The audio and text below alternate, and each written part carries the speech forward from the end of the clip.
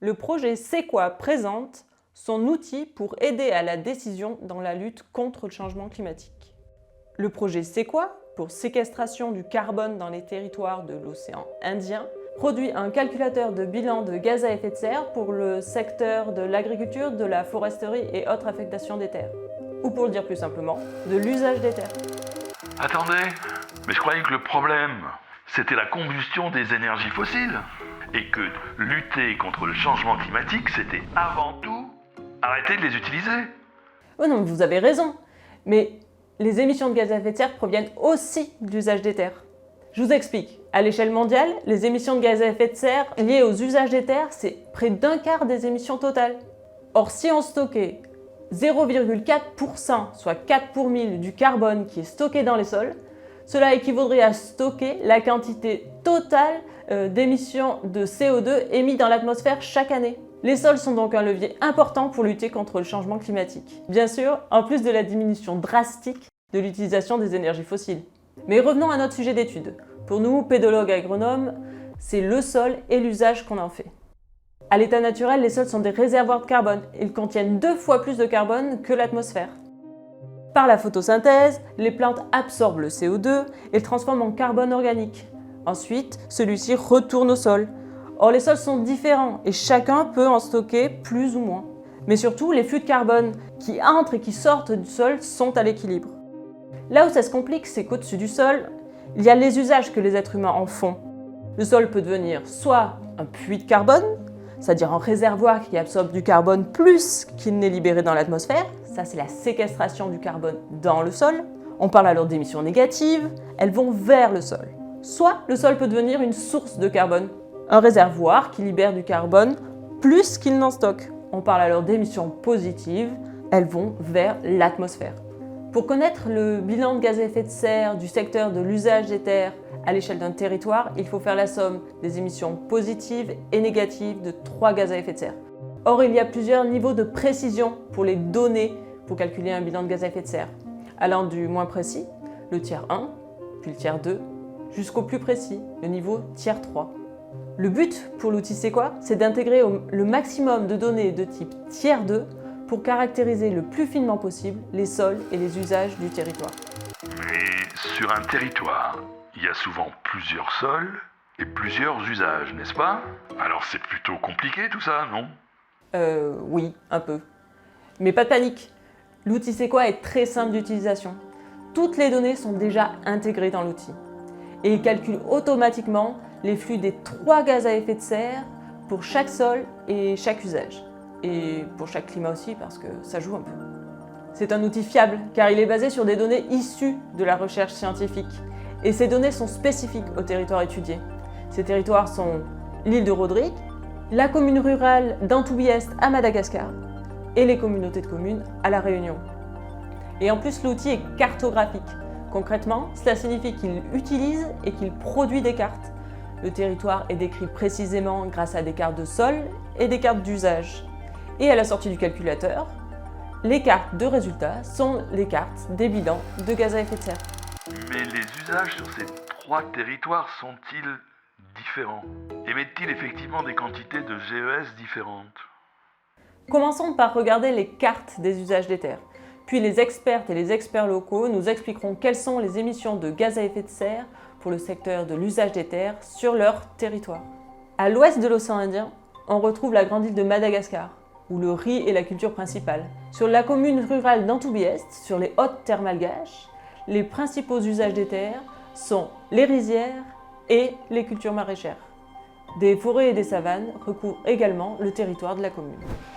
Alors, je suis Tantel Razafimbil, professeur, directeur du laboratoire des radioisotopes de l'Université d'Antananarivo, partenaire scientifique du projet C'est quoi? Alors, ce sont les rizières inondées qui sont les principales sources de gaz à effet de serre dans la région d'Antoubiest, essentiellement du méthane. Ce qu'il faut savoir aussi, c'est que les rizières sont un puits de fertilité parce qu'elles concentrent tous les sédiments provenant de l'érosion des versants en amont. Alors c'est le sol par la décomposition de la matière organique en milieu anaérobie qui produit du méthane Par contre, c'est la plante qui transporte par ses aéronchymes le méthane produit au niveau de l'atmosphère. À La Réunion, île volcanique encore active, la canne à sucre a été introduite par les colons français dès le XVIIIe siècle et l'industrie sucrière se développa au XIXe.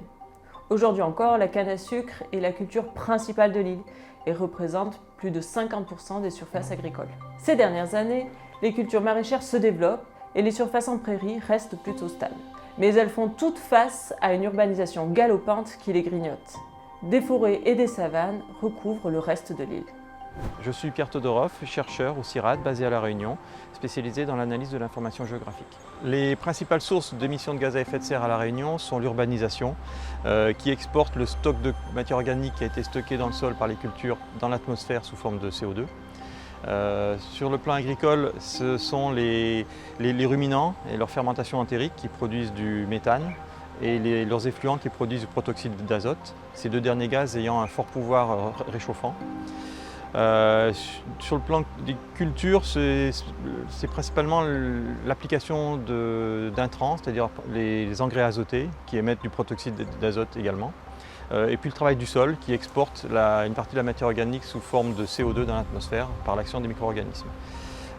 Donc les cultures qui ont fortement recours à ces deux pratiques, ce sont les cultures de cycle court fortement intensives telles que le maraîchage. Une autre source non négligeable d'émissions de gaz à effet de serre, ce sont les changements d'usage agricole. Lorsqu'on passe d'une culture qui est très stockante à une culture qui est moins stockante en matière organique, eh bien, on déstocke la matière organique sous forme de CO2 dans l'atmosphère également. À l'est de l'océan Indien, sur l'île de Rodrigue, l'agriculture est familiale et est composée de ce que l'on pourrait appeler des jardins créoles, mêlant plusieurs espèces végétales. En simplifiant, on retrouve des cultures maraîchères et fruitières dans les fonds de vallée et des cultures plus vivrières telles que le haricot et le maïs sur les hauteurs de l'île. À l'ouest, on retrouve majoritairement des parcours pâturés par les animaux. Les forêts, quant à elles, se retrouvent principalement au centre de l'île où le climat est plus humide. L'agriculture à Rodrigue occupe 400 hectares. Donc c'est plutôt une agriculture familiale sur des petites parcelles de terre où on y cultive principalement des légumes et des produits saisonniers tels que le haricot et le maïs. Les surplus sont revendus sur le marché local et une partie est exportée en tant que piment ou produits dérivés ou transformés. Ce sont toutes ces données, issues de la recherche scientifique, couplées à une connaissance précise de chaque territoire, qui permettent à l'outil C'est quoi de calculer et de cartographier le bilan de gaz à effet de serre de l'usage des terres. Ainsi, l'utilisateur ou l'utilisatrice peut voir immédiatement quels sont et où sont les hotspots d'émissions, qu'elles soient positives ou négatives, de gaz à effet de serre sur son territoire. Une fois qu'on connaît le bilan GES de notre territoire, c'est quoi la suite? C'est quoi les solutions pour atténuer le changement climatique? Notre rôle en tant que pédologue et agronome, après avoir calculé le bilan de gaz à effet de serre du territoire, c'est aussi d'évaluer le potentiel de stockage additionnel du carbone dans le sol. Concrètement, c'est savoir si le réservoir est vide ou plein, s'il peut être rempli ou non. Il s'agit ensuite de déterminer quelles solutions alternatives pourraient permettre de lutter contre le changement climatique, soit en augmentant le stock de carbone du sol, autrement dit en remplissant le réservoir qu'est le sol, soit en diminuant les émissions de gaz à effet de serre dans l'atmosphère. Plusieurs pratiques agroécologiques, comme la réduction des intrants de synthèse, peuvent diminuer les émissions de gaz à effet de serre, tandis que d'autres pratiques, telles que l'augmentation de la biomasse produite, une couverture permanente du sol et des apports supplémentaires de matière organique au sol, permettent d'augmenter les stocks de carbone du sol. Et augmenter le stock de matière organique du sol, c'est aussi augmenter la fertilité du sol.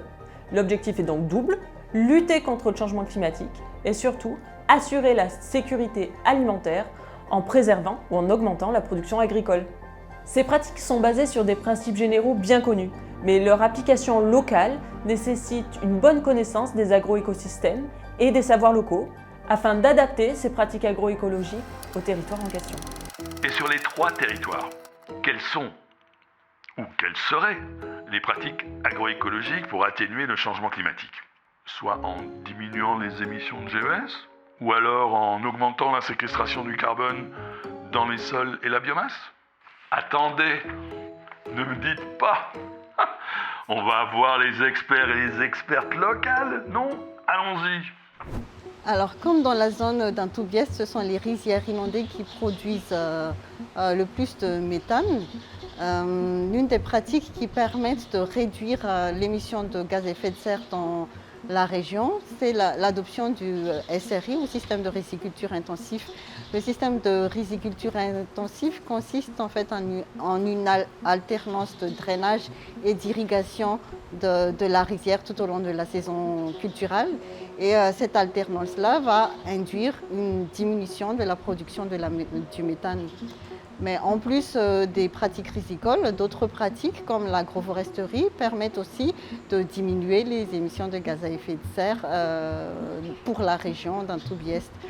On sait, à partir des études récentes, que les pratiques agroforestières permettent de séquestrer du carbone dans le sol de l'ordre d'1 tonne de carbone par hectare et par an. Une des solutions pour réduire les émissions de gaz à effet de serre en agriculture, c'est d'avoir recours à des pratiques type agroécologiques, telles que l'utilisation de plantes de couverture pour couvrir le sol, l'apport d'engrais sous forme de matière organique recyclée, la réduction du travail du sol, et les luttes intégrées contre les bioagresseurs. Et il ne faut pas oublier qu'à La Réunion, on a une culture qui est très vertueuse, c'est la canne à sucre, qui est une plante très rustique, qui nécessite assez peu d'intrants et surtout quasiment pas de travail du sol, une fois tous les 5 ans ou 10 ans à la replantation. On a constaté que cette culture permettait de stocker beaucoup de matière organique dans le sol. Attention, quand on remplace cette culture par une autre, il y a risque de minéralisation de ce carbone dans l'atmosphère sous forme de CO2. En gros, l'agriculture de Rodrigue est assez verte. Les pratiques sont déjà assez écologiques, où la plupart des résidus sont resservis et il y a beaucoup d'apports de matières organiques naturelles telles que les fumiers des bœufs et aussi des autres bovins. Et il y a très peu de mécanisation à Rodrigue. Et aussi, en temps, l'application des engrais sont très limitées. Si je comprends bien, c'est l'objectif même de cet outil.